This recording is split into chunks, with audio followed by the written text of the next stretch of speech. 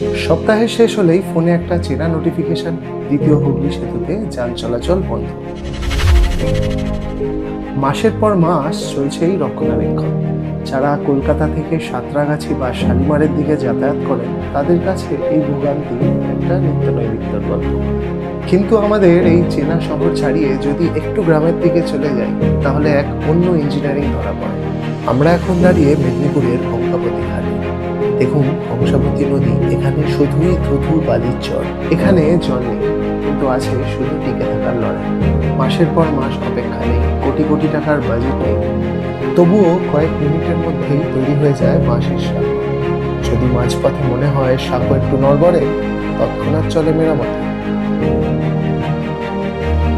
এইভাবেই চলতে থাকে এনাদের দিন গুজরা, আর জীবনও ছুটতে থাকে আগের মতো গতিতেই।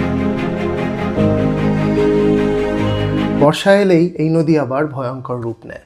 তখন বালির চর আবার ধরা দেয় ফেরিঘাটে। তাহলে একদিকে এই বড় বড় ইঞ্জিনিয়ারিং এর অপেক্ষা, অন্যদিকে সাধারণ মানুষের তাৎক্ষণিক সমাধান। আপনারা কি কখনো এই বালির চর বা বাঁশের সাঁকো পার হয়েছেন?